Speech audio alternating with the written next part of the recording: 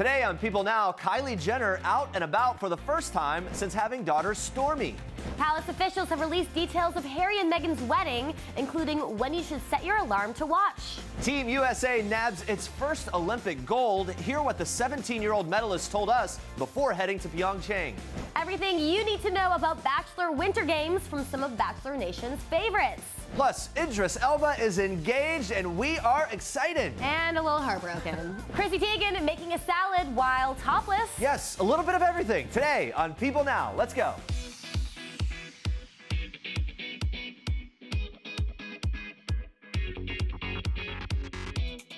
Happy Monday, everyone. Welcome to People Now. Great to see you. Who was watching the Winter Games all weekend? You guys, yes? Yeah, me too. They officially kicked off in Pyeongchang, South Korea this past Friday, and the USA is already scoring medals. In honor of the big event, we're asking you, if you could play one sport from the Winter Games, what would it be? Because kind of the crazy thing about it is you may get exposed to sports you haven't really thought of or even known about before.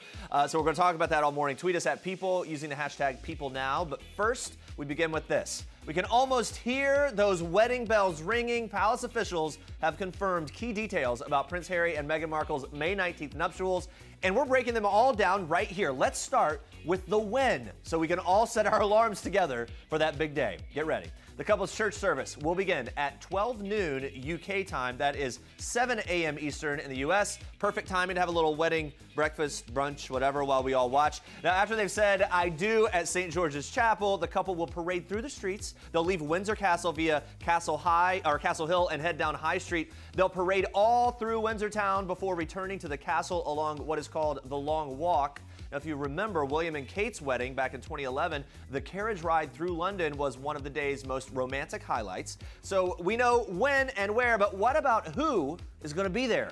Harry and Meghan's marriage ceremony will be conducted by the Archbishop of Canterbury, Justin Welby, while the full service at the chapel will be led by the Dean of Windsor, David Connor.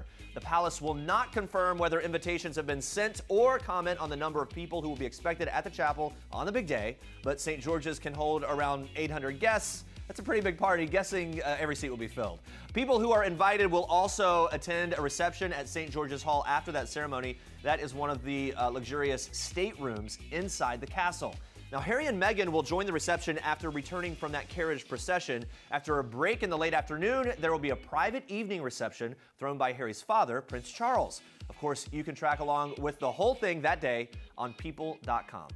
New mom Kylie Jenner left baby Stormi at home over the weekend, stepping out for her first public outing since giving birth. The 20-year-old makeup mogul was seen out and about in Los Angeles Saturday afternoon along with her BFF Jordan Woods.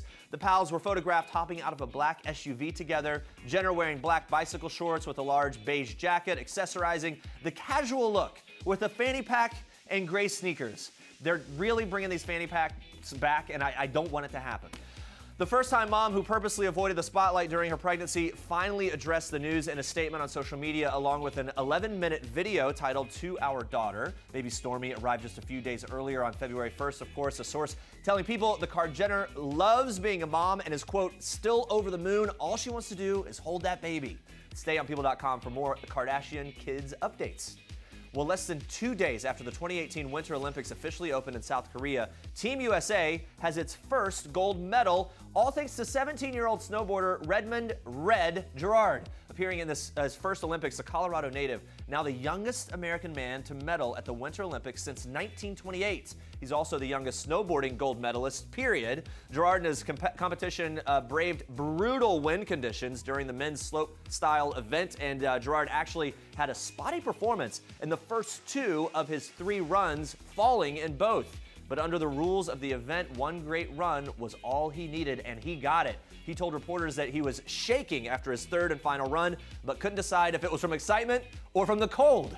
But we say congratulations to him. Slope-style snowboarding involves riders performing a variety of tricks and jumps down a mixed terrain course. And speaking of people in the fall, Gerard explained what the sport means to him. We do, I don't know, pretty different stuff, but I mean, it's awesome. We fly through the air, doing cool tricks and stuff, hitting rails, and most of all, just having fun. Yeah, it's so great that he won. I know, it's been fun watching too. Have you been watching this? It was, and I watched him, and all of that was so incredible. I have so much respect for the guys that could do that, and the girls that could do that. In honor of the Winter Games, though, and the USA's first gold medal, we're asking you guys what sport from the Winter Games you would want to play if you had the chance. Shay says, I would want to bobsled. Seems like the event where I would have less of a chance of falling. That's true. Yeah. Makes sense. I would probably do the luge.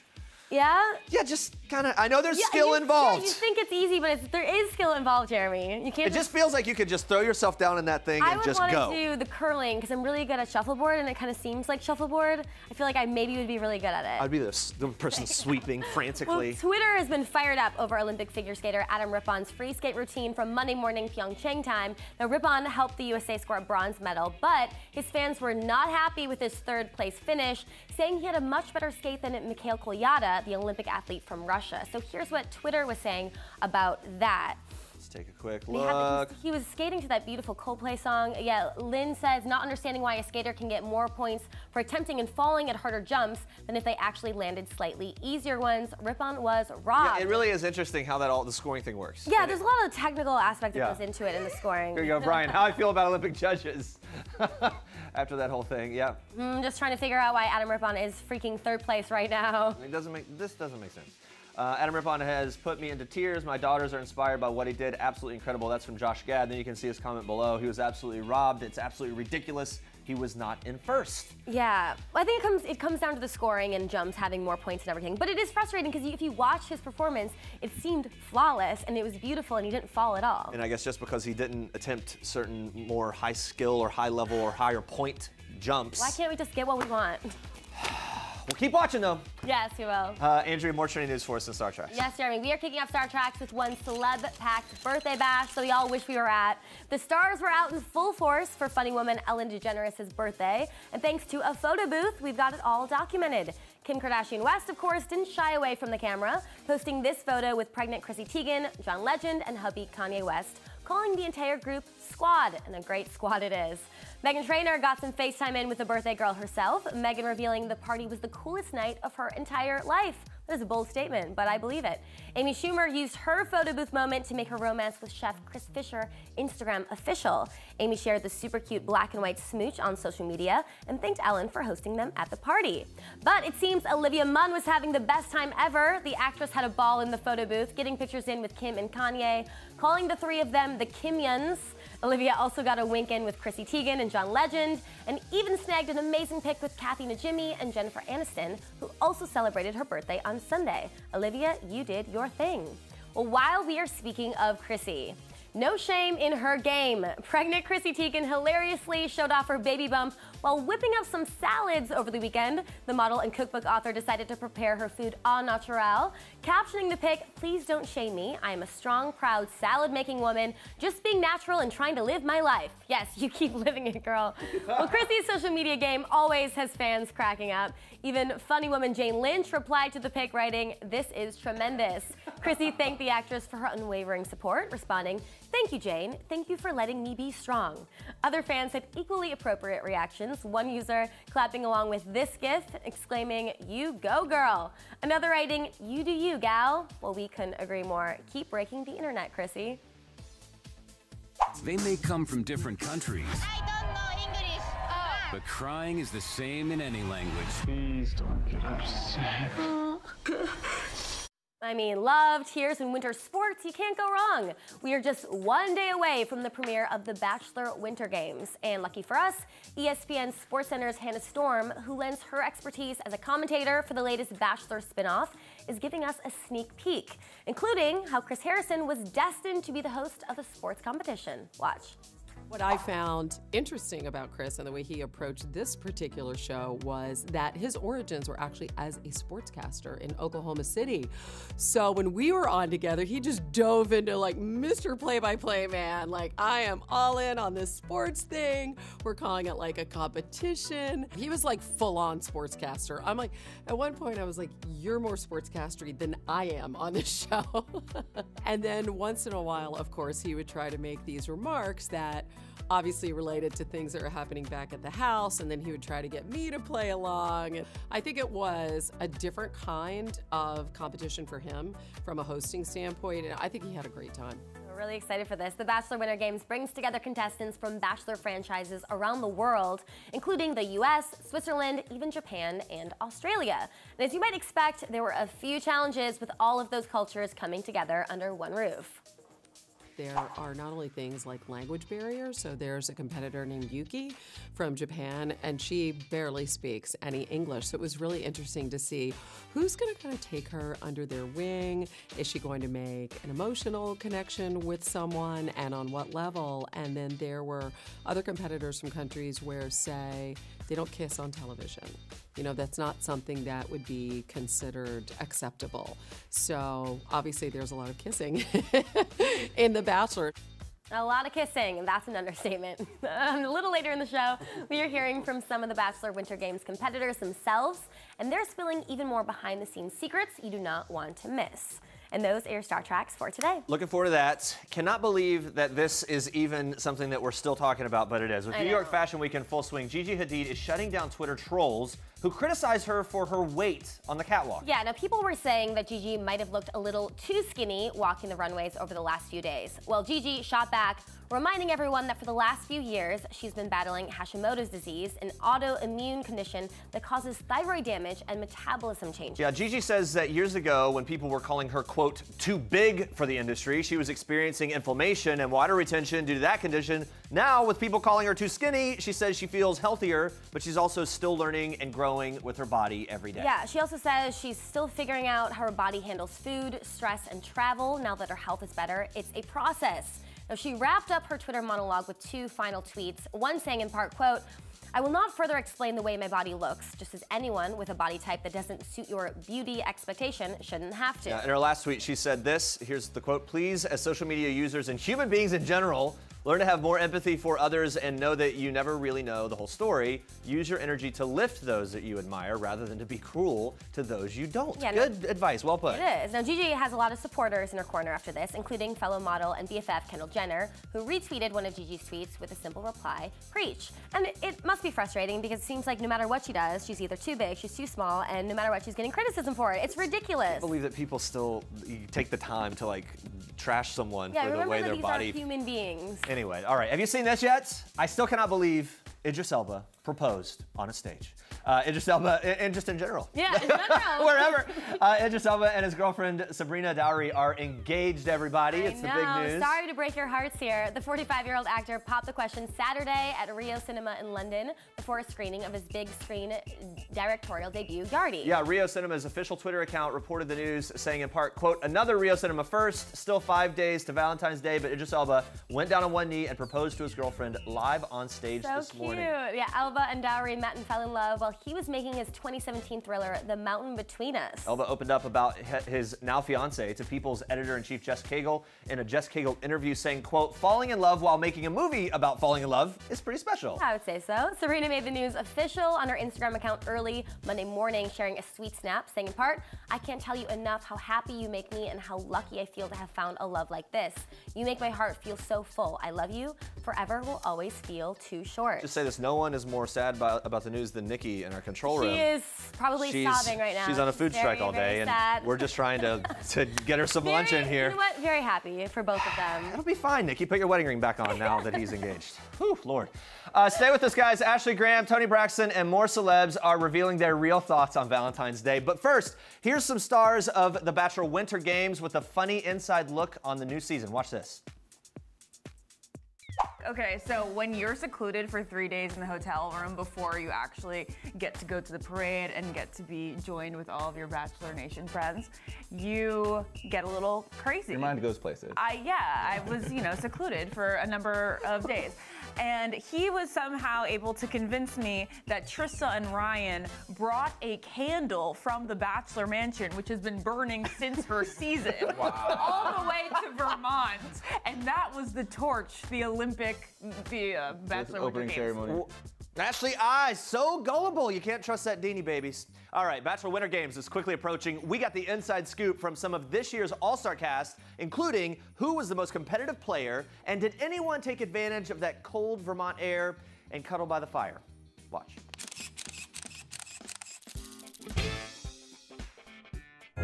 Most likely to be the first person who complains about the cold weather. Ashley. Okay. Really? Really? Yeah. I think I wasn't complaining about it. I think you complained every day. I don't understand why I'm always friend zoned. I'm just so confused. Most likely to be the first to run out into the snow in their underwear and jump in the hot tub. Courtney, the Australian. Courtney, yes. Yeah. Biggest flirt. Leslie. Yeah. Yeah, fair.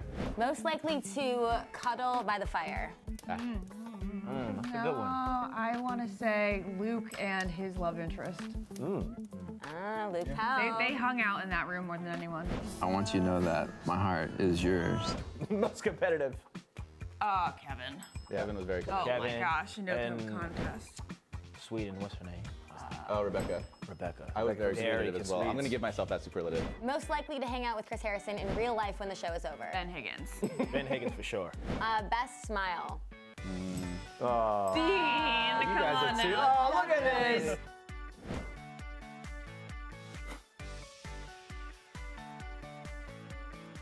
Well, Valentine's Day doesn't always go just like you imagined it, and celebrities are sharing their biggest fails, including finding out you've been two-timed on the big day. Say what? Yes, it happened. I'm gonna tell you guys how I really feel about Valentine's Day. Valentine's Day. Valentine's Day. Valentine's Day.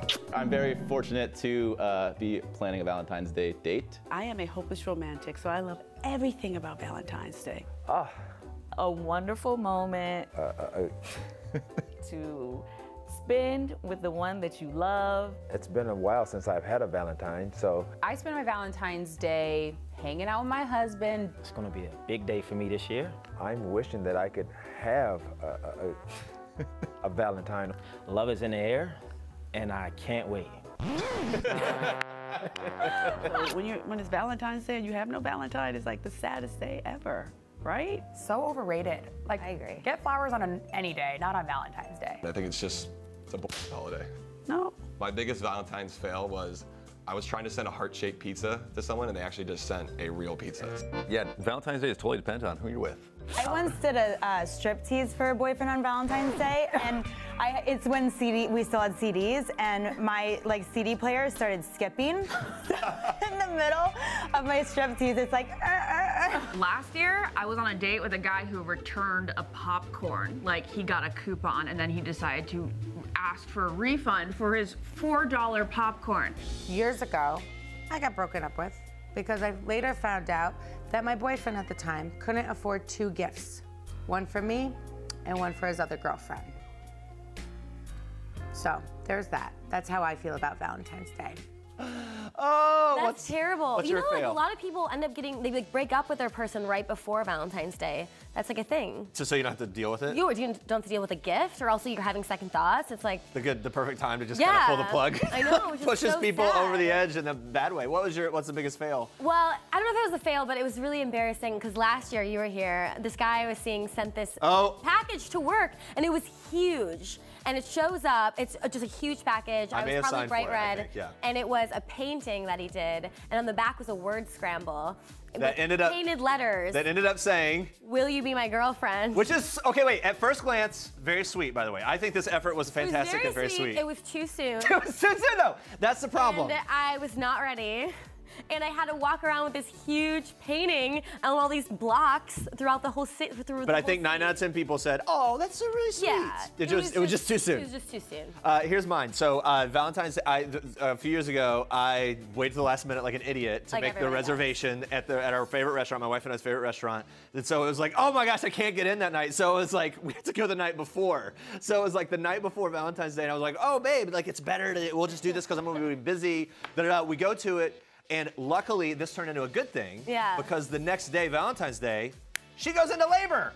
And then we end up having the baby. Wow. Like that was actually good planning. It on actually, your part. I knew the whole time that this would happen. Redeemed, fully You're redeemed. so smart, Jeremy. Super smart. All right, there's Let's that. check in our question of the day one last time. We want to know if you could play one sport from the Winter Games, what would it be? All right, Lauren said curling. Yep. I agree. Which you agree, kind of the little... Like shuffleboard. Phoebe says, if I could pick an Olympic sport, it would have to be snowboarding. I can't wait to see what the competitors are going to do as a trick or how many times they'll rotate. So cool to watch.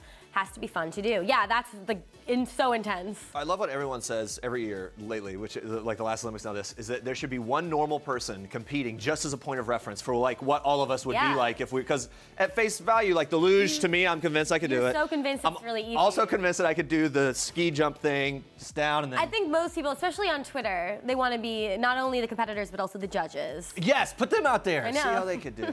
Anyway, see if they could land every single. Yeah, all right. We'll be asking you guys a new question of the day tomorrow on People Now, so come back at 8:30 a.m. Coming up tomorrow, Spencer Pratt isn't holding any opinions back in a game of this or that. He's revealing if he's Team Meghan or Team Kate, guys. This gets very serious. Plus, bringing down every drama-filled moment from tonight's episode of The Bachelor. We can't wait. It's winding down the series, the season. Thank you so much for watching. For now, we leave you with one last thing from The Bachelor himself, Ari Leindijk Jr. Enjoy. Bye, guys.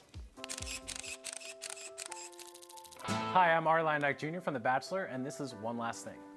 Last time I laughed so hard I cried. On The Bachelor with Jenna, she made me laugh so hard. She was talking about throwing knives and her ex-boyfriends, and she was jumping around. It was hilarious. My last guys' night with my boy Dustin and Devin, just out to dinner, drinking some beers, having fun.